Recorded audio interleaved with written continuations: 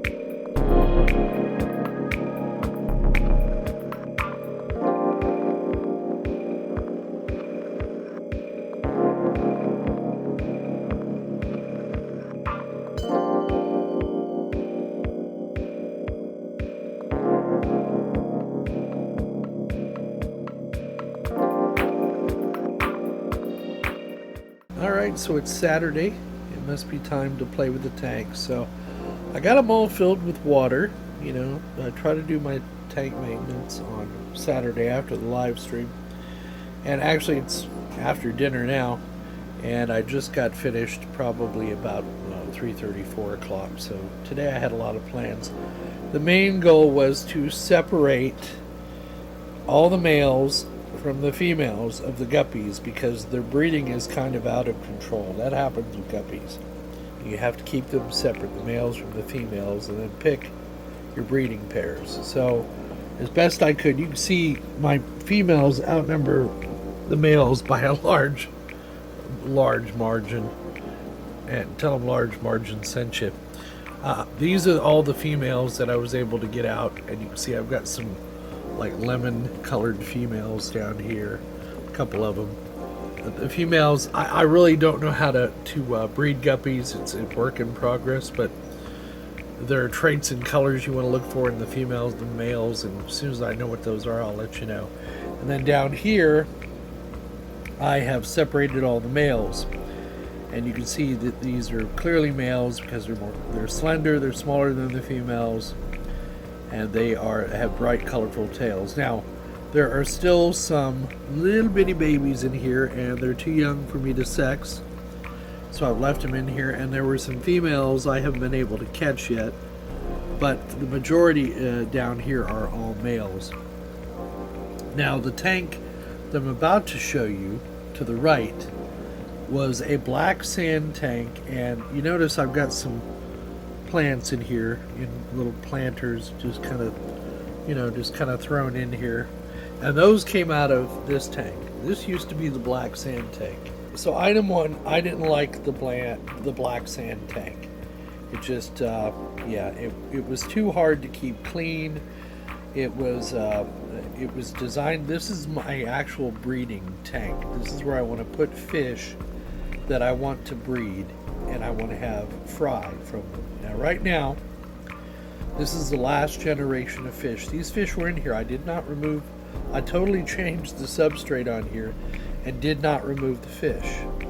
What I did was I drained almost all the water out of the thing. I pulled all the plants that were in here out. They weren't planted, they were in pots.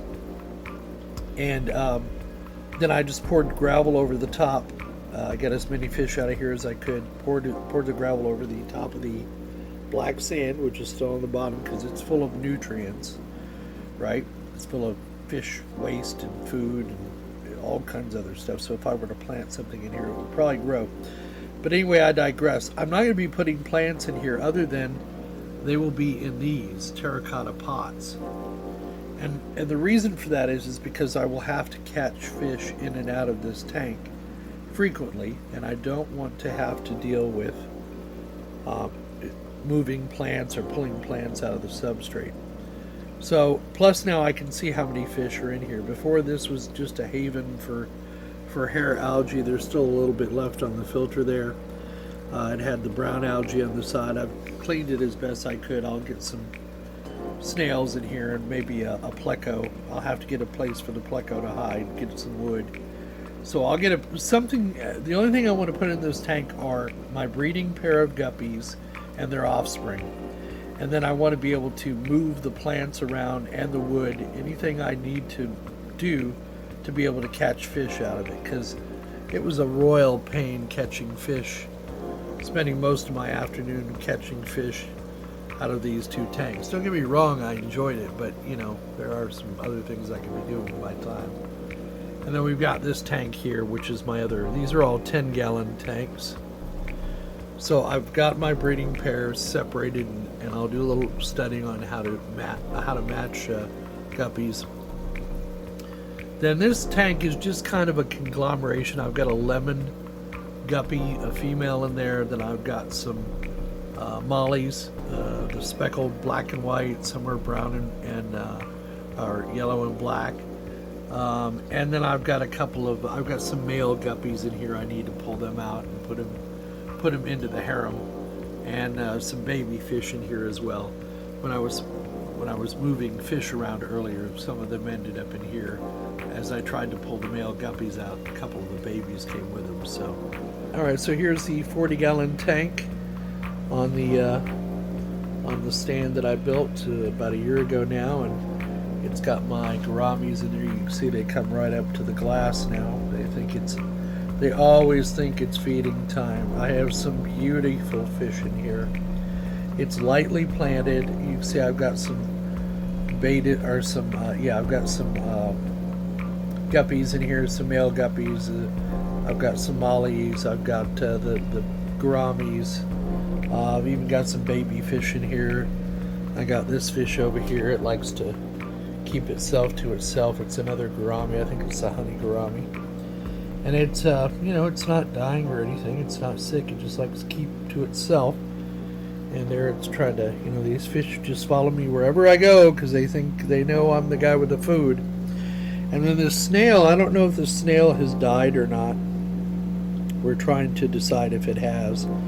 I put it back upright. This snail has fallen over a couple of times, and you have to keep your eye on them because sometimes they'll die. They can't flip back over. But I flipped them back over, and but I don't know. I don't see any movement, so I've been having issues with this snail for the last couple of weeks, so just keep my eye on it. And then my other 40-gallon tank is over here, and that is full of the swordtails, and I've got some, there's a blue gourami right there, and you can see how hard he is to see even dead on. Now when he turns sideways, let's see if I can get him to turn sideways. See how beautiful, how iridescent blue he is. And then I've got some swordtails in here, and if you look, I've got some swordtail. I got lots of swordtail babies. There you go. The camera's doing the work for me. And I've also got some guppies in here. They're pretty plain guppies, but these are some females, and there's a male there. No, or is that a female? No, it's a female. And a couple of them were pregnant, and they had some babies when I put them in here. And I'm surprised the swordtail fry have lived this long, and it looks like they had some more babies, so they evidently like their surroundings because they keep proliferating and having babies. And there's another one of my snails at the top. And yes, I just cleaned the duckweed out of this. The duckweed is this little stuff. This is the good stuff. This is the Amazon frog bit. That's what that is. That stuff I really like. This is the stuff that is just will not go away, and once you get a little bit of it in your system, this is like a week's worth of growth, all this little stuff, and you just have to keep up with it. It's a task.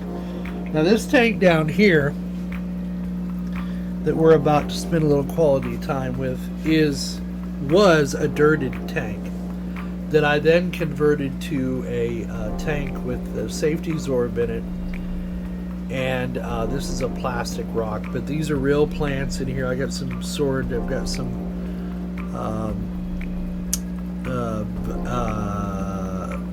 Vallisneria, and I've got some oh god, I don't even know what that is. This tank is healthy as hell.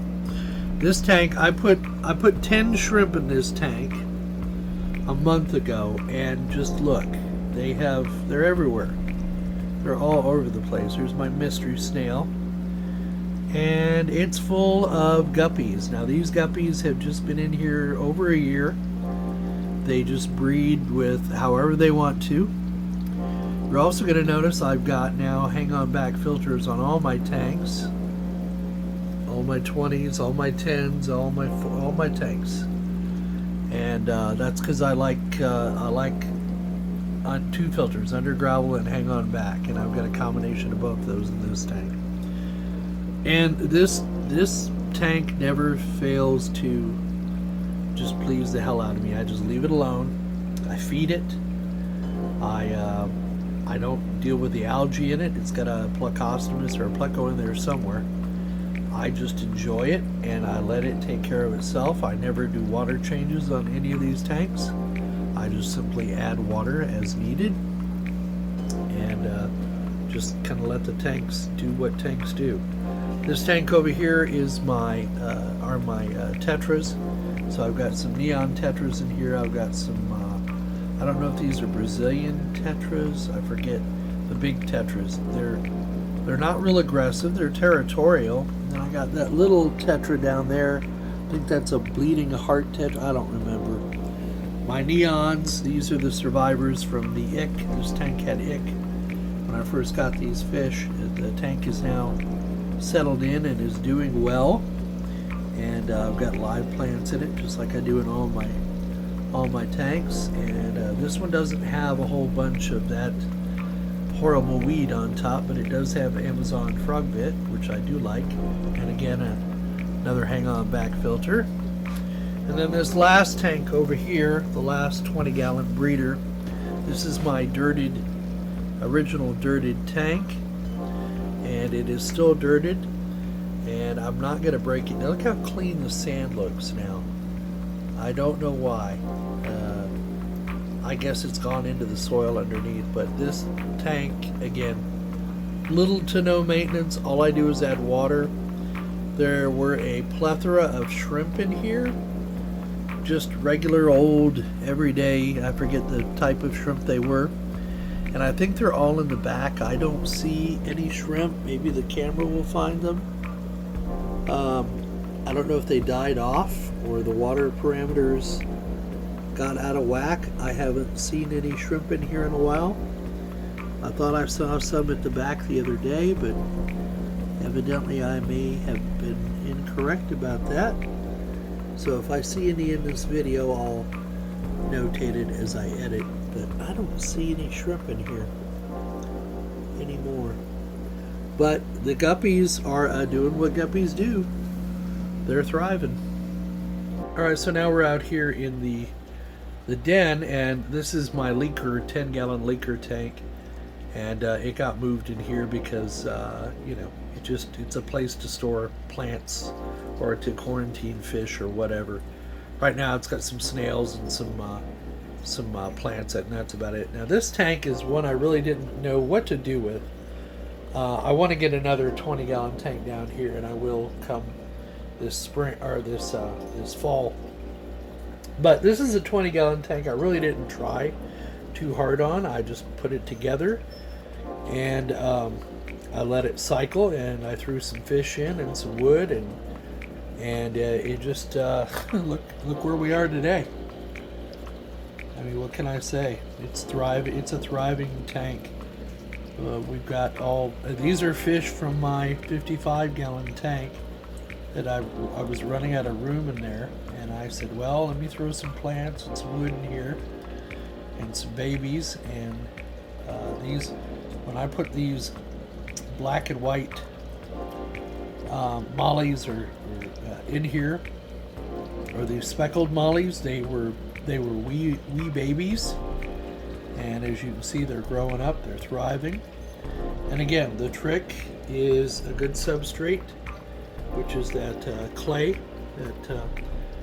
that safety zorb that I bought from Tractor Supply. Then on top of that, pool sand. And then you can coat the safety zorb with your favorite, you know, like laterite or whatever you want to charge that substrate with. And then I'm using under gravel filters. I was trying to use these as a plenum. Yeah. Either way, you can use them as just an under gravel. And don't let people tell you, well, you can't use them because the roots of the plant grow into the little... No, they don't. They don't. They grow into the substrate.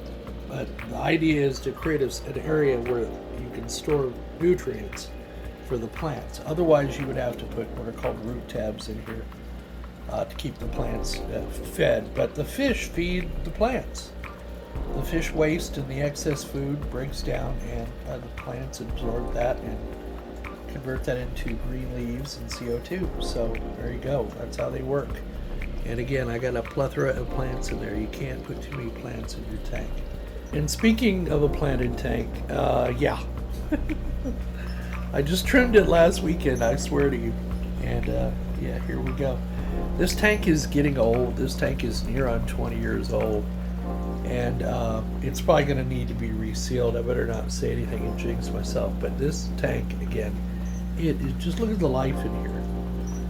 It is doing what it needs to be doing. Again, another got some algae. Another maintenance-free tank. I got some cories down there. They are living in this tank. I was worried when I got these little fellows, but they seem to be getting enough to eat. There's another one, and there's a panda cory right. Where is he? He's right there. There he is. Oh nope, now he took off over there. Anyway, there's a panda cory in here. A couple of them. There's some red shrimp. There's all. Oh, look at that! Look at that guppy! Look at these mollies. Yeah, just a plethora of fish in here. This is kind of there's my big old pleco. He's always out on the lookout for food. He's about, he's a year and a half old now, I guess. They get big. Always make sure you get a small pleco, not the ones that get to be, can get 10 inches long or whatever. And then I got some, some baby fish in here. They're not getting hassled too bad. Just a lot of activity going on in this tank. It's thriving. And again, I don't do anything special. Occasionally when I remember, I'll put some liquid fertilizer in here, but other than that, I feed the fish once a day, 8 o'clock in the morning or 8:30 in the morning. They the lights are on from 8 in the morning till 8 at night, so they get 12 hours of light. And then I trim the plants when they get out of control, like this jungle val gets out of control and blocks all the light, plus the plants, on the top, the frog bit, and then that horrendous little thing, whatever that is, that takes over tanks. But other than that, I just add water and I don't worry about it. I find a lot of problems people have with their tanks is from overthinking things. The whole idea behind aquariums is they're supposed to relax you. So if you feel stressed doing aquariums, then you probably need to find a new hobby. I'm just saying. So, and you can see the kind of vibe they give this room. They really transformed my studio.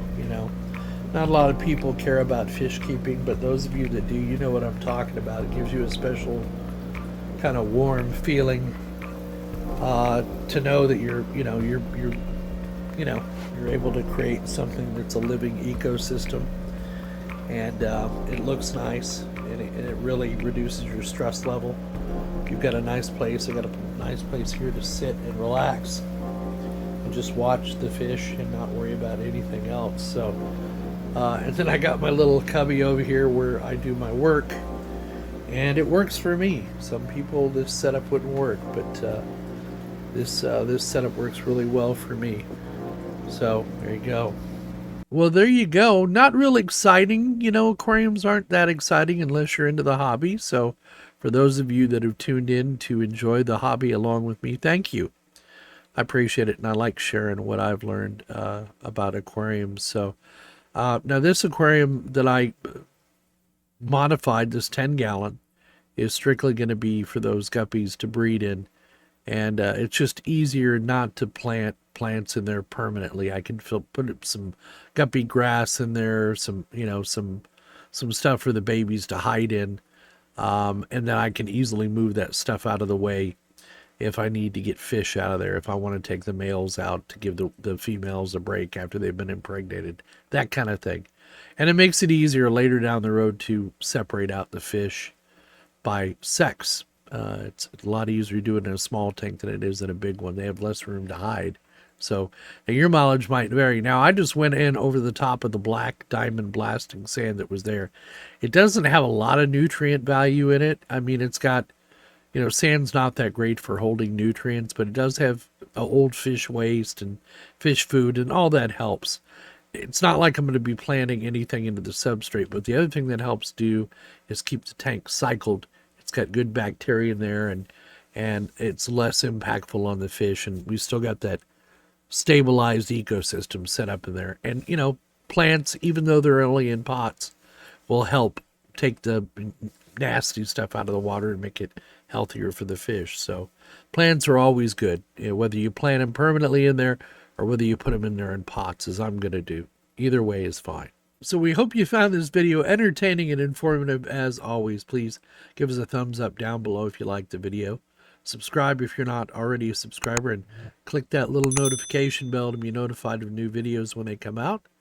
Donate if you're so inclined. PayPal, Patreon, YouTube join function, or just become a YouTube premium member like the rest of us. And we'll all share in the wealth or feast or famine, as they say. Don't forget to come back and see us again, and don't forget, we'll see all of you on the other side. I've been watching old Unky Joe. From Texas heat to where the cacti grow. Fixing server solar power in the land, hoping that his plans all stand, making life a touch more bright underneath those southern lights.